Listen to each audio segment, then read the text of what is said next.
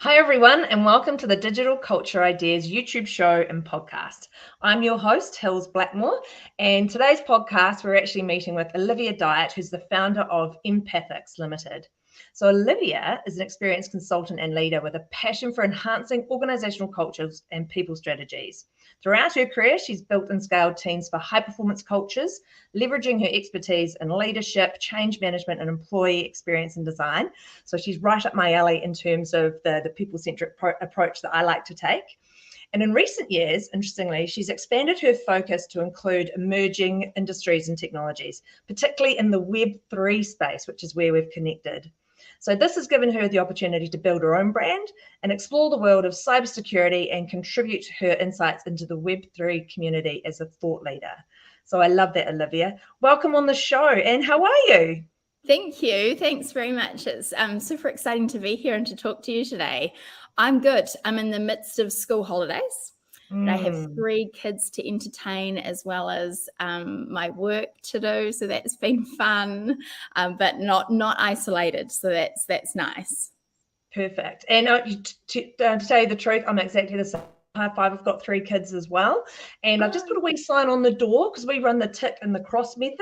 I don't know if you've seen that video of mine, but the cross means mummy is busy, you can't come in, go see daddy.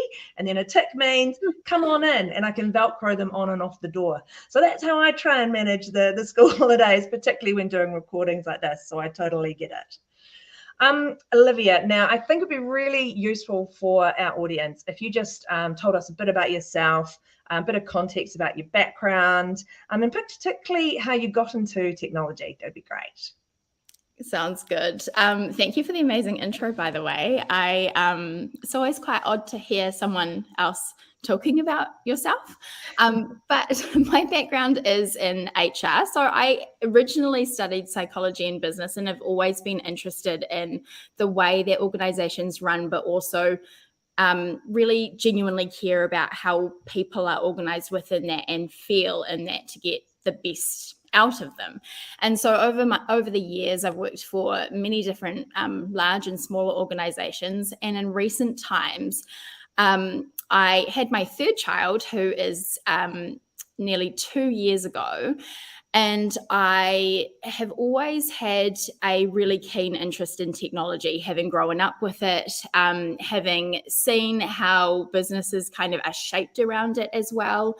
And when I had my 3rd daughter, I was introduced to a concept called Web3. I hadn't heard much about it before, started investigating it, understood. I had heard about cryptocurrency and decentralization, but I didn't quite understand at that time how it worked. And I fell in love with it. It was really helpful for me at that time in my life with COVID and the pandemic.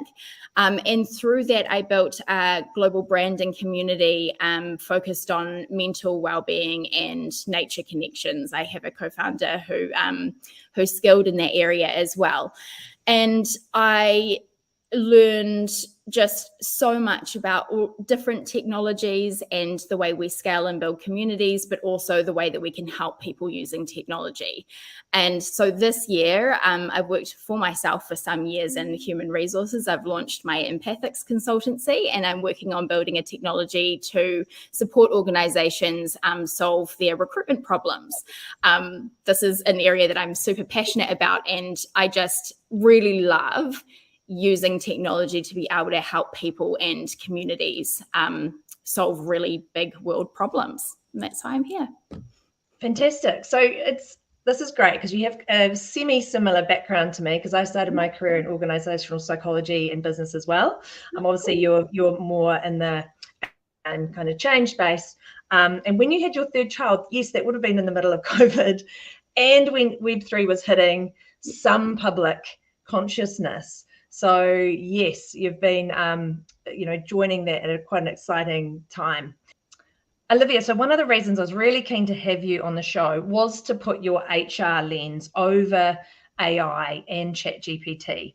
I'm really keen to understand from your experience, and what you've seen, how AI and ChatGPT might impact the HR industry and transform it. Because in particular, one of the things I've noticed about HR is they tend to have the worst technology, slightly left behind by the IT team, and maybe because it's one of those internal things, potentially less valued, even though there is an increasing focus on employees and employee experience now.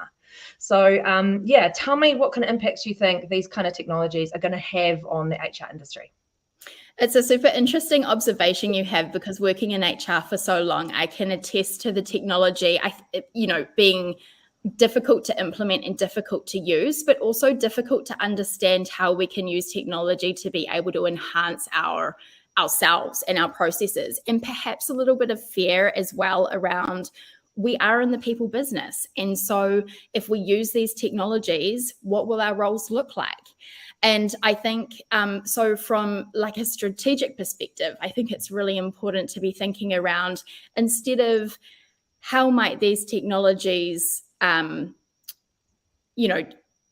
might these technologies impact me for the negative? How might they enhance my work? And how can I leverage off of that?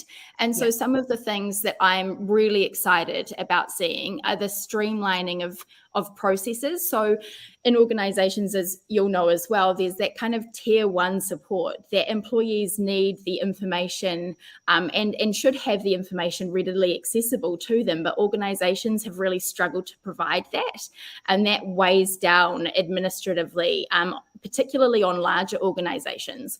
So streaming processes and personalizing experiences, for example, learning, being able to assess employees' understanding of their skills and experiences to be able to tailor learning solutions to organizations and to people to enhance them is super, super exciting.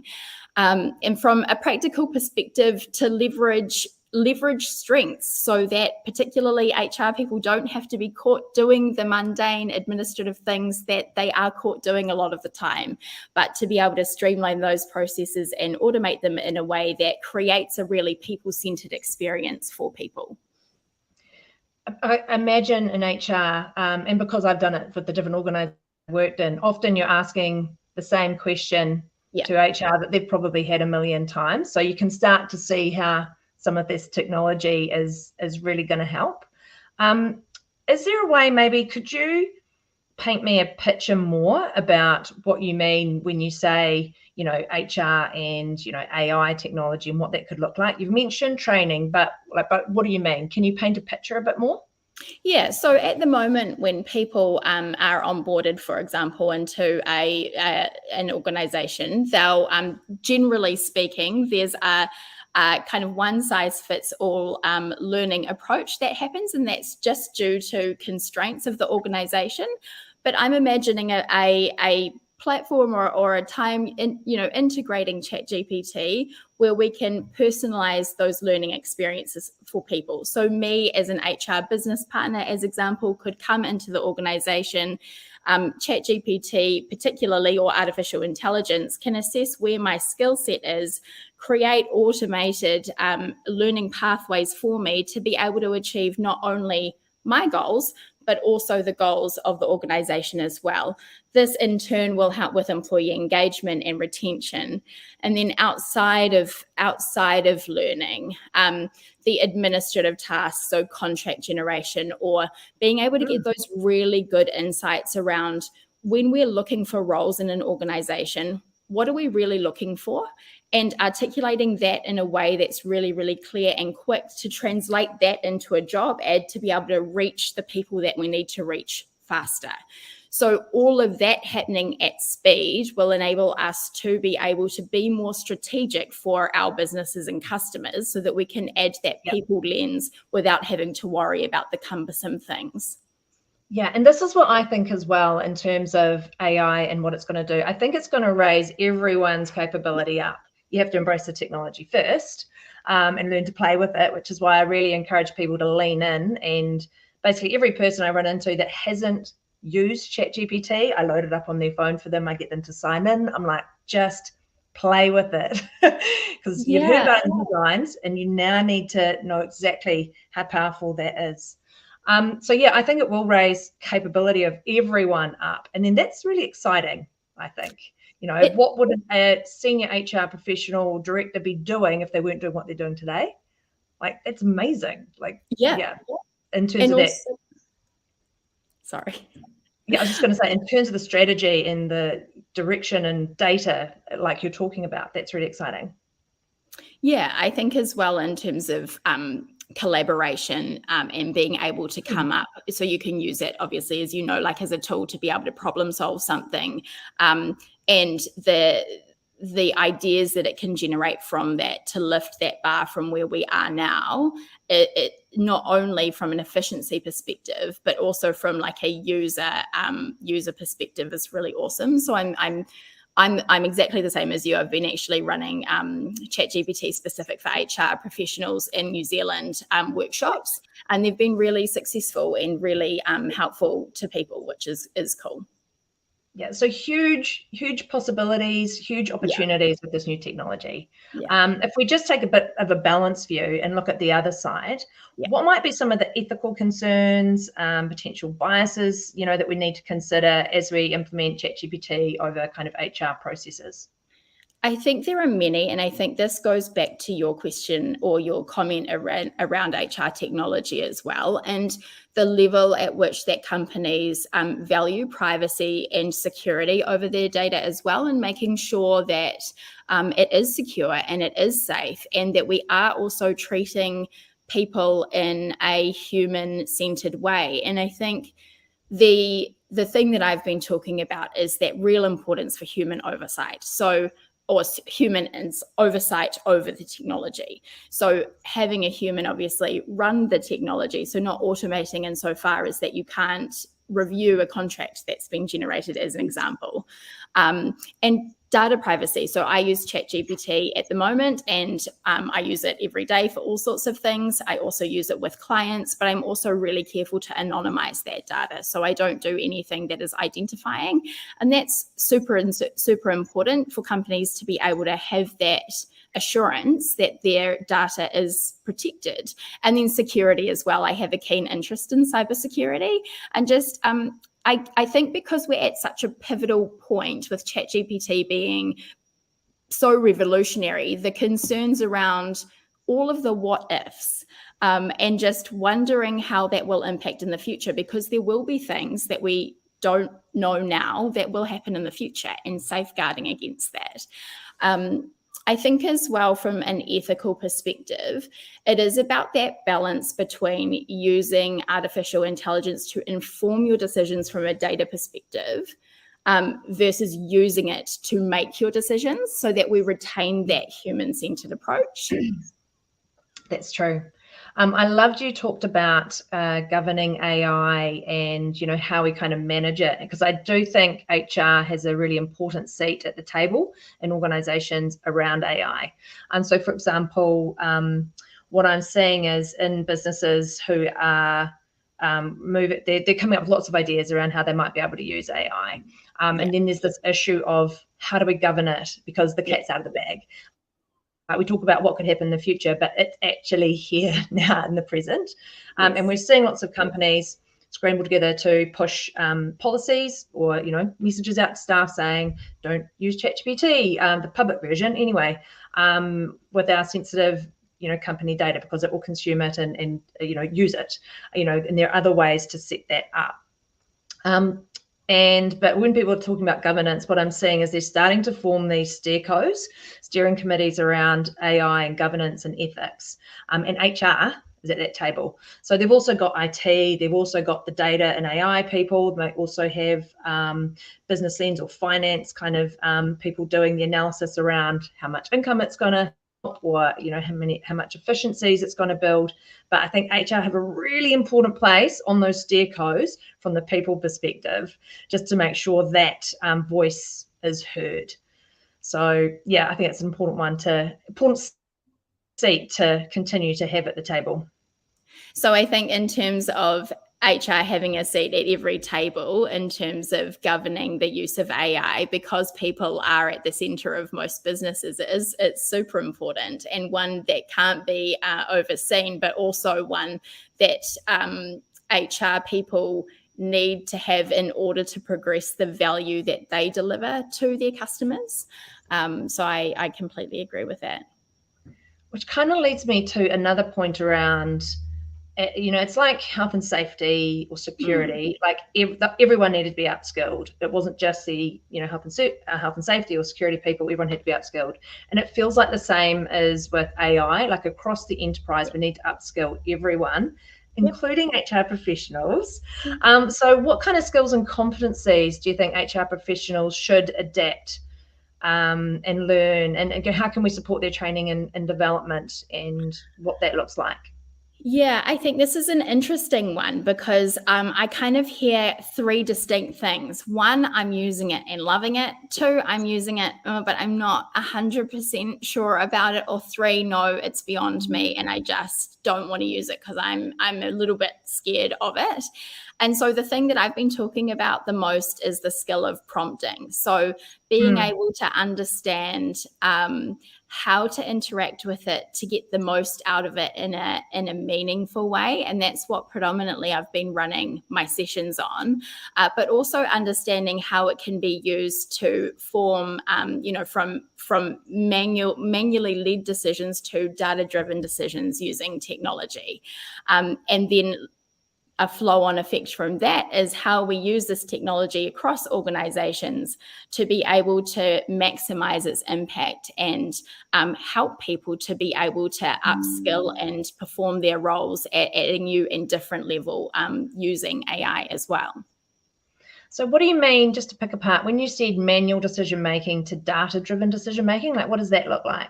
Yeah, so I'll take an example specifically in recruitment. So generally recruitment teams will have to kind of sift through CVs and that's a really manual process to go through, and it takes a lot of time based on what our hiring manager would like, and then the job then is to present those CVs based on what you've seen. But I'm imagining a place where we can get to where we can look at that process in a way that assesses a candidate based on what it is that we're actually looking for, and transferring that into what fits within the organization, and with a human-centered approach as well, saying instead of overlaying my own biases onto this process, how can we make this a less biased and data-driven process for our organization so that we get the right people in the right places for a longer time. That's really cool. So if you kind of envisage what that could look like, either using AI or decentralization or blockchaining, and how that is influencing recruitment. That's kind of one example. Have you got any other examples of what that could really look like? Yeah, so I think for employee engagement as well. So a lot of the time, employee surveys as well, we use a lot in HR, and I'm sure you would have been exposed to them as well to get insights from people. But then a lot of the time what I found anecdotally, of course, is that we read that information as HR people, and then we either gain our own insights from that, or we rely on others to kind of summarize that. But a way that we can, remove that manual process and have our insights be gleaned from the data that we get in a really meaningful way, I think will be really revolutionary for employee engagement particularly. Absolutely. Like I know from my background doing surveys and then analyzing the results and then trying to put it in a presentation, and like that process can take weeks. So you're right, actually, this could get information at the fingertips of decision makers really, really quickly.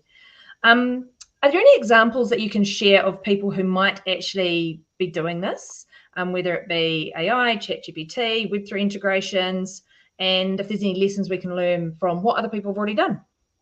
Yeah, that's interesting because I think we're so early, and I think a lot from what I know, a lot of organizations are talking about what they're going to be doing. One that I'm particularly interested in is the partnership between Microsoft and EY for the payroll chatbot. That's a massive pain point for a lot of organizations. And so to be able to solve that problem would be super amazing. I think there's lots of companies who are talking about how they're going to integrate it. In terms of seeing something that's successful, the number one or the leading platform, I think, would be Microsoft coming out with Copilot, but that's not available to everybody yet. So I think at the moment, like for me, I'm running a manual minimum viable product for my technology solution around recruitment, which solves a lot of the pain points that currently exist in recruitment. And for me, that's really successful. So I've got a number of clients working with that, where we can find talent matches faster and straight to interview. So instead of CV sifting, we've solved that problem so that we're getting quality candidates at a higher rate and that are more targeted than I've seen before. So I'm super excited about seeing things like that across the HR ecosystem, and also what other companies are bringing out, and how we can collaborate to be able to really push businesses forward to be able to use this technology so that we can solve mass community problems. Awesome. So could you tell me a bit more about your platform? Can I just dig into that a little deeper? Yeah, sure. Who's it kind of aimed at? Who's it for? Yeah. How does it work? Yeah, sure. I think that'd be really useful. Yeah, so I'm super excited about it. For years, so I've been in HR for a long time. I know that there's a big problem with recruitment in that it's hard to find candidates and it's admin heavy. And when I was in recruitment myself, I spent a lot of time, understanding what different roles were that was, different to my skill set, but also CV sifting. And oftentimes we'd get to interview and it wouldn't be the right fit, and you'd have to figure out why that was, and it's super time consuming. And so with an AI integrated technology, the solution that I'm working on is focused on startups and high growth businesses, with a human-centered approach, getting people to interview quicker. And there are 3 metrics that I look at, which is cost to hire, time to hire, and also quality of candidate. Lucky enough to have been successful in getting into the StartMate incubator around this problem, and work with some awesome companies around providing the solution to them to test whether or not that it's helpful. And where I'm at the moment is that we have been able to get to interview roughly about 5 days from advertising, where it may have taken a lot longer before, depending. Yeah, so it's going really well so far. That's excellent, because I do think quick to hire and quick to fire is actually really important. I know we're not talking about firing in this, but just in my recent experience going through recruitment processes myself, or hiring my own people, I find if I leave the process too long, they're gone. I've lost them. Someone else has poached them away. So that's a really important process to get through quickly. So that sounds super useful. So in terms of, you talked before about Microsoft and partners. How do you see tech companies like Microsoft, for example, or HR consultancies and businesses, how can they really collaborate to drive more innovation around HR technology and maybe quicken up the adoption of AI in that space? Yeah, I think, for me, being in HR, collaboration, and also how I work in Web3 too, collaboration is how we will push this forward. Like you've seen the recent partnership between Microsoft and EY, that's really smart for a number of reasons. And the more that we can collaborate with aligned or like-minded organizations to be able to utilize our resources really in a way that will serve society well and solve these problems, the faster the uptake will be, because people will become less scared of it. So it's breaking down those barriers and showing people that it is easy, collaborating with tech companies, which is partly the reason why I'm focusing on startups and high growth companies as well, because I can solve a real problem for them in a way that is tech focused. So I think, and they often probably don't even have an HR department, right? and they don't. Yeah, so that's the other thing. They don't have access and they don't have time because they're running to scale. So they need a solution that is quick. And like you said before, I did want to make a point on that because part of my background is a specialist in employment relations, and I understand that process. And that's also why I'm building this platform to solve parts of that problem, so you don't get to the place where you need to have an exit conversation, because sometimes that does need to happen and it drains a lot of resource, time and money. Yeah, absolutely. And, as we continue to see the use of this, how do you mentioned it before, this whole people-centered approach, like that's the heart of HR, that's why you're there. In fact, it's the heart of organizations is people. Yep. How do we ensure that while running along with the technology and, the new shiny things?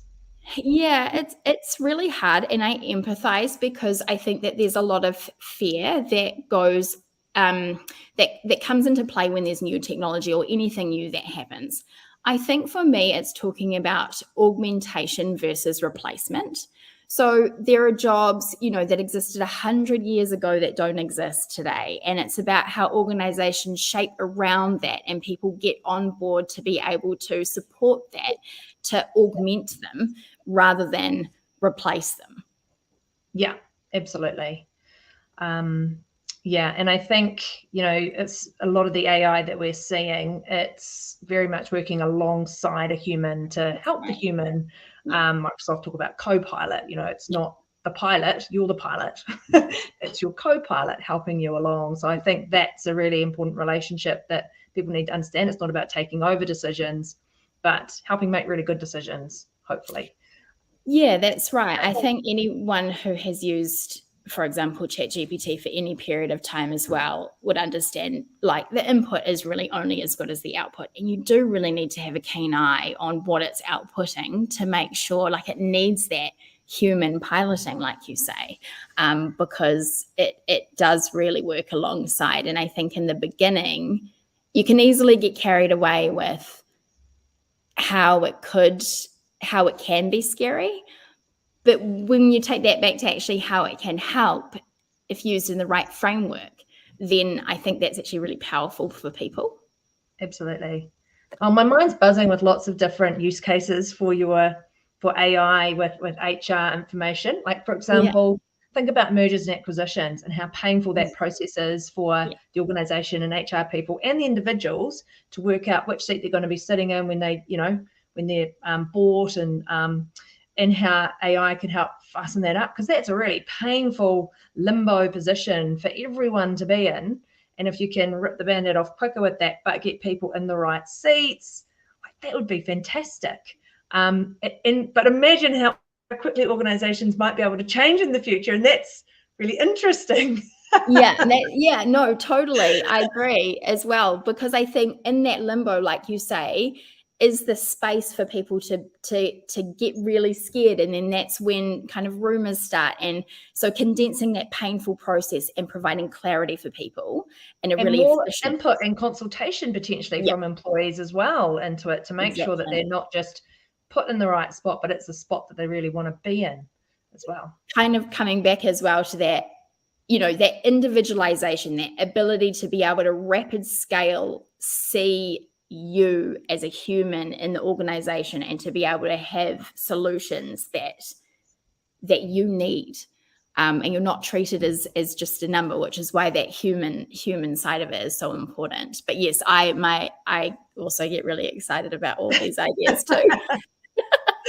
So cool. So to kind of start bringing this towards the end, not the end, but towards the end. So what are this whole podcast is about digital culture. It's about the impact that technology and the internet's having on how we make decisions, communicate, interact, and behave. And this is all what this is, we've been talking about. But is there anything in particular about what digital culture means to you? It's such a good question.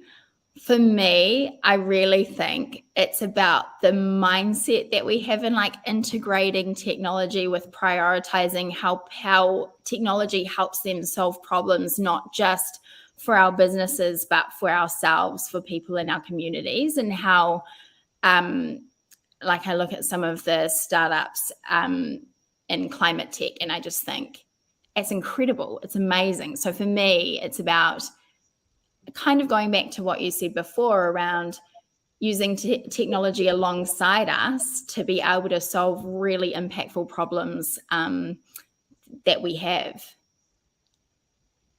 It's how you make a difference in the world, isn't it? Yeah. Pretty cool.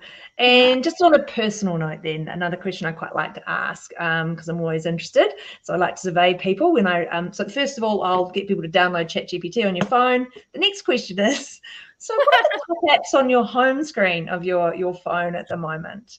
What are you using a lot at the moment? I wish I had more exciting apps, and maybe you could suggest some to me, but I've got LinkedIn, Teams, my authenticators, Yes, Spotify is a good one, yep. and my kids' school apps. Yeah, because the comms with those is really difficult. Really difficult. That's a problem. What if AI can solve that? Probably could. So. Yeah. For another day. Yeah. Cool, Liv. And so what are you looking forward to next? Have you got anything coming up? Is there anything you want to steer people towards? And how can people reach you? All of that stuff. Yeah, so I do a bit of a mix. So if anyone, I'm onboarding clients into my pilot for my recruitment future work solution. So I will be at capacity soon, but I'd love to talk to anyone who would like to trial it or would like to be involved in that. And then on the other side, I provide traditional HR consulting with a particular focus on ChatGPT around anything to do with strategy and streamlining processes, or even if you just want to learn a bit about prompting, I'm happy to do that as well. And so should people just reach out to you through LinkedIn to have a chat about the pilot and what that means? Is that the best way to get in contact? Awesome. Yes, you can, or you can visit my website, which is also on LinkedIn. It's www.empathix.xyz. And yeah, those are the two predominant methods. It'd be great. Perfect. Well, thank you so much, Olivia, for coming on the show. Really appreciate it. Were there any final words you want to leave people with, or have we covered most things? I think we've covered most of it, but I want to say thank you. I love the podcast and the idea around talking about digital culture. I think it's probably not spoken about heaps. So I really appreciate the space to be able to share some thoughts and ideas with you, and of course to meet you as well. So thank you. Excellent. Well, thanks for coming on the show. So everyone, if you want to get hold of Olivia, please reach out to LinkedIn or through her website. I hope you really enjoyed the show. Please like and subscribe, as they say, as my kids say, I think. That really helps. And then also, if you're listening to this on the podcast version, particularly through Spotify, drop me any questions there, or Liv, and then we'll make sure we get those answers back to you as well.